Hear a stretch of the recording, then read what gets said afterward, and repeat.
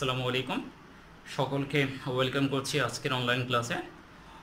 গত কয়েকদিন আমি ইংরেজি ফার্স্ট পেপার নিয়ে আলোচনা করেছিলাম। যেহেতু তোমাদের পরীক্ষার সামনে, আজকেও ঠিক একইভাবে আমি সুন্দরবন যে প্যাসেজটি আছে, সুন্দরবনের ধ্বংসাত্মক পরিণতি নিয়ে যে প্যাসেজটি আমরা জানি, ওই প্যাসেজটা নিয়ে আমরা আলোচনা করব। তো তোমরা একটু কষ্ট করে ক্লাসটি যখন নিবে বা দেখবে, বইটি অবশ্যই তোমাদের সামনে রেখে চেষ্টা করবে ক্লাসটি কী করার জন্য, উপভোগ করার জন্য। তো আমি মূল ট্যাক্সে আসি। তোমরা এবং প্যাসেজটি বিস্তারিত বর্ণনার আগে আমি প্রথমে একটু ধারণা দিব যে প্যাসেজটি আসলে কোন বিষয়ে আলোচনা করা হয়েছে। আমরা জানি বাংলাদেশ এবং ভারতের, বিশেষ করে বাংলাদেশের প্রাকৃতিক একটা শেল্টার বা আশ্রয়স্থল হচ্ছে কি সুন্দরবন।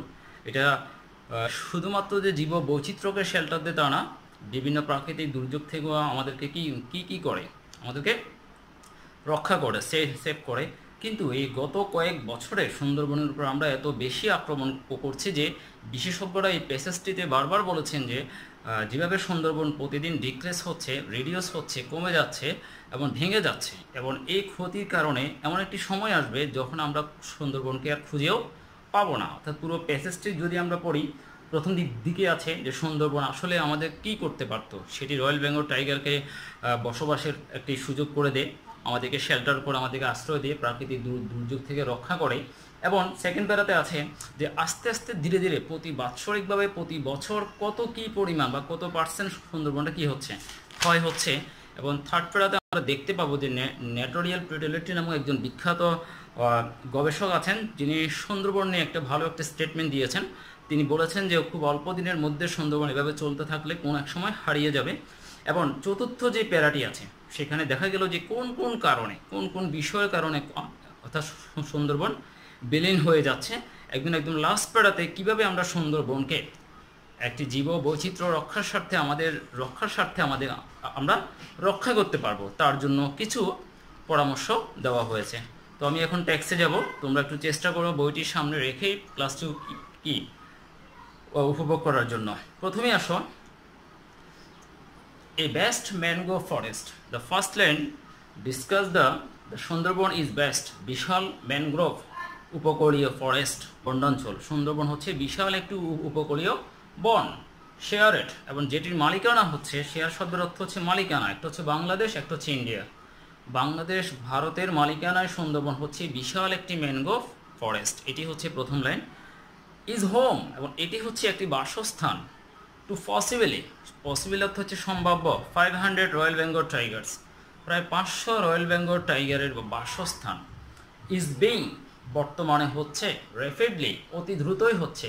ডিস্ট্রয়েড, ধ্বংস হচ্ছে। তিনটি কারণে, একটা হচ্ছে ইরোশন, ভাঙনের দ্বারা। রাইজিং সি লেভেল, রাইজিং অর্থ হচ্ছে বৃদ্ধি, সি লেভেল অর্থ হচ্ছে সমুদ্রের মাত্রা, সি অর্থ হচ্ছে সমুদ্র, লেভেল অর্থ হচ্ছে মাত্রা। অ্যান্ড দ্য লাস্ট ওয়ান হচ্ছে স্ট্রম সার্জেস, স্ট্রম অর্থ হচ্ছে ঘূর্ণিঝড়, সার্জেস অর্থ হচ্ছে যে ঘূর্ণিঝড়ের মাত্রাটা অনেক বড়, ভয়ঙ্কর বলা হয়। সার্জেস অর্থ কি ভয়ঙ্কর। তাহলে প্রথম লাইনে আমরা পেয়ে গেলাম যে সুন্দরবন হচ্ছে 500 রয়্যাল বেঙ্গল টাইগারকে বসবাস করতে পারে বা আশ্রয় দিতে পারে এমন একটি ম্যানগ্রোভ ফরেস্ট। দ্বিতীয় লাইনে আমরা পেয়েছি যে সুন্দরবন ইজ বিং ডিস্ট্রয়েড, বর্তমানে সুন্দরবন ধ্বংসপ্রাপ্ত হচ্ছে। 3 রিজন, একটা হচ্ছে ইরোশন, বাংলা অর্থ হচ্ছে ভাঙনের কারণে। 2 নম্বর হচ্ছে রাইজিং সি লেভেল, সমুদ্রের মাত্রা বৃদ্ধির কারণে। 3 নম্বর হচ্ছে ভয়ঙ্কর ঘূর্ণিঝড়ের কারণে বা মারাত্মক ঘূর্ণিঝড়ের কারণে। According to major study, according to অর্থ হচ্ছে অনুসারে, অনুযায়ী। মেজর অর্থ হচ্ছে প্রধান, স্টাডি অর্থ হচ্ছে পড়ালেখা না, স্টাডি অর্থ হচ্ছে এই প্যাসেজটিতে স্টাডি শব্দের অর্থ হচ্ছে গবেষণা। প্রধান গবেষণা অনুযায়ী, কাদের দ্বারা? বাই, দ্বারা। রিসার্চার্স, গবেষকদের দ্বারা। At geological society of London, geological society of London হচ্ছে একটি সংস্থা, ওই সংস্থার গবেষকদের দ্বারা উপরে এই তথ্যটি পাওয়া গিয়েছে। দ্য সুন্দরবন ফরেস্ট, এই বনাঞ্চলটি টুক, শব্দটি টেক থেকে আসছে, গ্রহণ করেছিল। দ্য ব্রান্ট শব্দের অর্থ হচ্ছে জ্বালাতন, কষ্ট। সুন্দরবন জ্বালাতন সহ্য করেছিল। অফ সুপার সাইক্লোন সিডর, যে ঘূর্ণিঝড় হয়েছিল সিডরের জ্বালাতন, যেটি হয়েছিল 2007 সালে ভয়ঙ্কর ঘূর্ণিঝড় সিডরের সুন্দরবন সহ্য করেছিল। বাট, কিন্তু নিউ স্যাটেলাইট স্টাডি, নিউ অর্থ হচ্ছে নতুন, স্যাটেলাইট শব্দের অর্থ হচ্ছে যে গবেষণাটি উপর থেকে করা হয়, মঙ্গল গ্রহ বা উপর থেকে করা হয়, আর স্টাডি শব্দের অর্থ আমি একটু আগে বলেছিলাম, এটি শব্দের অর্থ হচ্ছে গবেষণা। বাট নতুন মঙ্গল গ্রহ থেকে যে গবেষণা আছে সেই গবেষণা অনুযায়ী শো দ্যাট সেখানে দেখানো হয়েছে যে 71% অফ দ্য ফরেস্টেড, প্রায় 71% এই বনাঞ্চলের কোস্ট লাইন উপকূলীয় অঞ্চলের বা রেখার ইজ রিট্রেটিং, কি হচ্ছে, কমে যাচ্ছে, রিডিউস হচ্ছে, অর্থাৎ 71% সুন্দরবন রিডিউস হচ্ছে অ্যাজ মাস অ্যাজ 20 মিটার্স, যেটি সে প্রায় কত 200 মিটার এরিয়ার বাৎসরিক। বাৎসরিক সুন্দরবন 71% এবং 200 মিটার পর্যন্ত কি হচ্ছে, রিট্রেটিং, দিনে দিনে হ্রাস পাচ্ছে, কমে যাচ্ছে। এখানে কিছু ওয়ার্ডে বাংলা অর্থ খুবই ইম্পর্টেন্ট। একটা হচ্ছে ব্রান্ড, শব্দের অর্থ হচ্ছে জ্বালাতন। একটা হচ্ছিল কোস্ট লাইন, যেটি বাংলা অর্থ হচ্ছে উপকূলীয় রেখা বা অঞ্চল। এবং 3 নম্বর যে শব্দটি আছে সেটা হচ্ছে রিট্রেটিং, খুবই ইম্পর্টেন্ট ওয়ার্ড। শব্দটার অর্থ হচ্ছে কমে যাওয়া, হ্রাস পাওয়া, ওকে, বা হারিয়ে যাওয়া। ইফ, যদি, ইরোশন, এই ভাঙনটি কন্টিনিউ, চলতে থাকে, তো বিশেষজ্ঞরা বলতে চাচ্ছেন যদি এই ভাঙনটা এইভাবে চলতে থাকে, ইন দিস পেস, এই গতিতে, পেস অর্থ হচ্ছে গতি, যেভাবে আমরা প্রতিদিন সুন্দরবনকে আমরা ধ্বংস করছি, যদি সুন্দরবনে ধ্বংস হওয়ার এই গতিটি যদি কন্টিনিউয়াস চলে, অলরেডি ইতোমধ্যে থ্রেটেন্ড, হুমকিপ্রাপ্ত টাইগার পপুলেশন, বাঘের সংখ্যা, টাইগার অর্থ হচ্ছে বাঘ আর পপুলেশন অর্থ কি সংখ্যা, ইতিমধ্যে যে বাঘগুলি হুমকি পেয়েছে এই বাঘগুলির সংখ্যা, লিভিং ফরেস্ট, যে বাঘগুলি এই বনাঞ্চলে বসবাস করে, উইল ফুট, তারা পড়বে, ফার্দার, শব্দের অর্থ হচ্ছে নতুন করে, অ্যাট রিক্স অর্থ হচ্ছে ঝুঁকিতে। পুরো লাইনটা যদি আমরা এক্সপ্লেন করি, বাংলা অর্থ হচ্ছে যদি ভাঙনটি যদি এভাবে চলতে থাকে তাহলে যে বাঘগুলি অলরেডি হুমকি পেয়ে গেছে সেই বাঘগুলি, যে বাঘগুলি এই বনাঞ্চলে লিভিং ইন দ্য ফরেস্ট, যে বাঘগুলি এই বনাঞ্চলে বসবাস করে, সেগুলি উইল ফুট ফার্দার রিক্স, তারা নতুন করে ঝুঁকিতে পড়বে। আমরা এবার দ্বিতীয় বেড়াতে যাব। এখানে প্রথমে দেখতে পাচ্ছি একজন ইংলিশ একজন ব্যক্তির নাম আছে, যিনি হচ্ছেন অর্থাৎ জীব বৈচিত্র্য নিয়ে গবেষণা করেছেন পৃথিবীর এমন ব্যক্তিদের মধ্যে একজন, তার নাম হচ্ছে নেটোরিল প্রেটোলেট্রি, one of the reports author. তিনি হচ্ছেন এই সমস্ত গবেষণা করে যিনি কি লেখেন, বিভিন্ন প্রতিবেদন প্রস্তুত করেন, রিপোর্ট, এমন একজন কি অথর, রাইটার। তিনি বলেছেন coastline retreat is evident everywhere, যদিও লাইনটি অনেক কঠিন বাট অনেক সহজ। কোস্ট লাইন, উপকূলীয় রেখা, রিট্রেট, হ্রাস পাচ্ছে, এই যে সুন্দরবনের উপকূলীয় অঞ্চল দিয়ে ভেঙে যাচ্ছে, ইজ ইভিডেন্ট, সেটি সাক্ষ্য বহন করছে, ইন এভরিহোয়ার, প্রত্যেকটি জায়গায়। তার মানে সুন্দরবনের উপকূলীয় অঞ্চলটা যে ভেঙে যাচ্ছে সেটি প্রতিটি জায়গায় স্পষ্ট এভিডেন্ট, স্পষ্টই দেখা যাচ্ছে।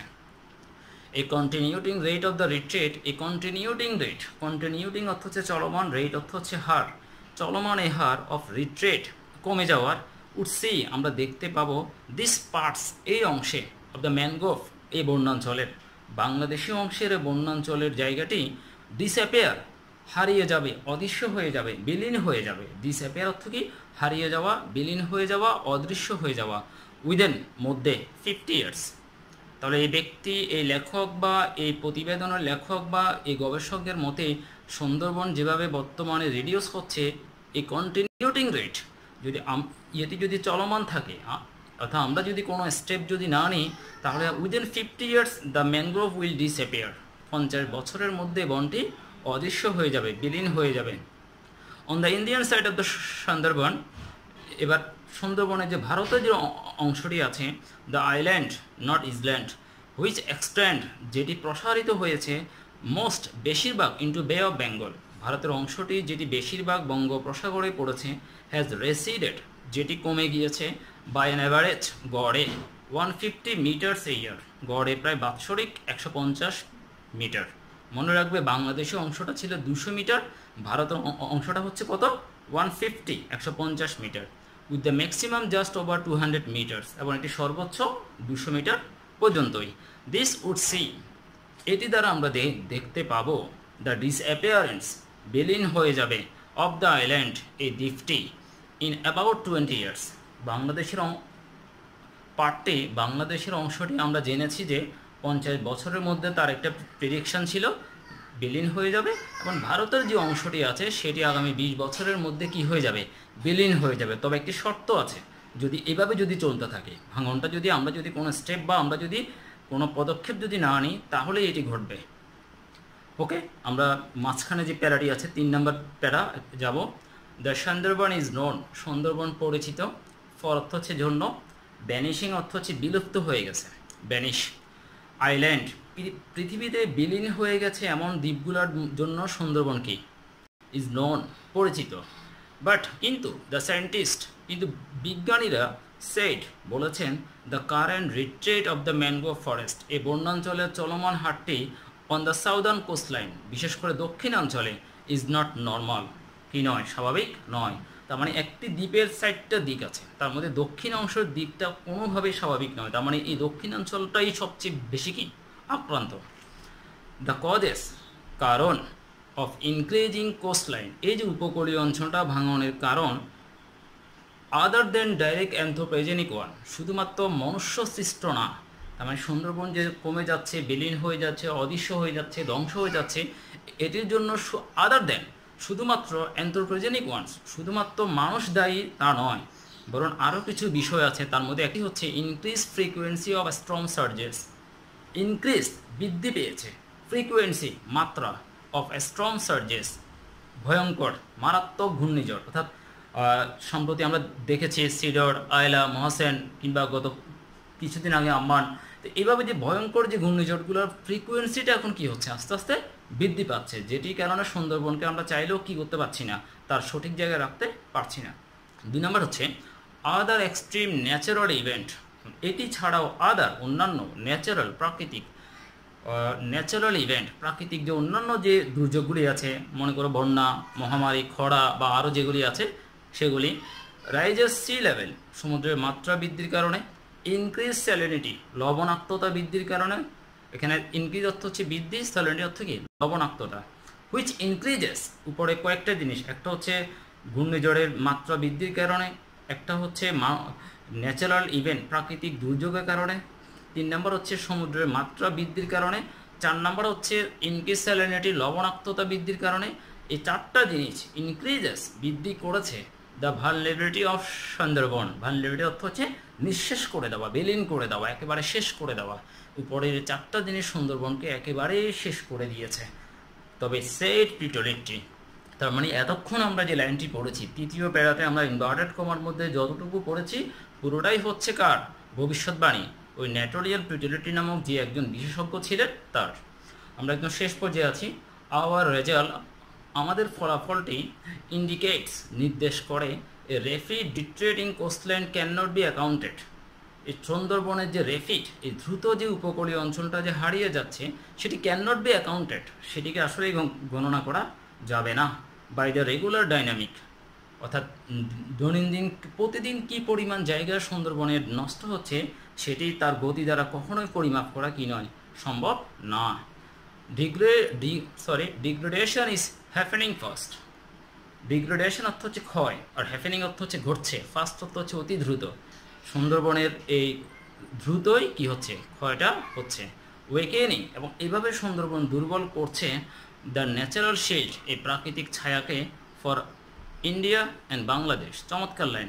এবং এই যে প্রতিদিন ক্ষয় হতে হতে হতে হতে এক পর্যায়ে weakening this natural shield for Indian Bangladesh, যে বন্যাঞ্চলটি, যে জায়গাটি বাংলাদেশ এবং ইন্ডিয়ার জন্য একটা ন্যাচারাল শিল্ড, এটা কিন্তু আমাদের একটা ছায়া, এই ছায়াটাকে কি করছে, ওয়েকেনিং, দিনে দিনে দুর্বল করছে। বাকি যে অংশটি আছে সেটি পরীক্ষা আসবে না, যদি প্যাসেজটি আসে এই পর্যন্তই আসবে। তো I hope you have got the clear point about it.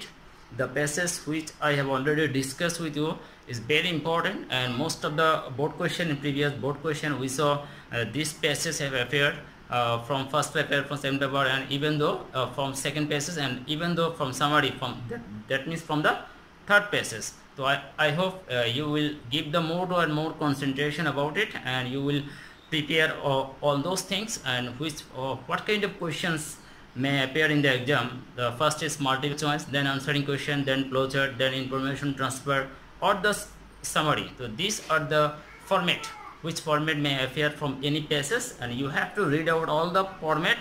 Then and if you know the Bengali meaning properly, it will be easy for you to identify the whole passage, and it will be easy for you to answer the questions may appear in the exam. তো thank you all of you for taking my class for long period of time. That's all from today. Thank you.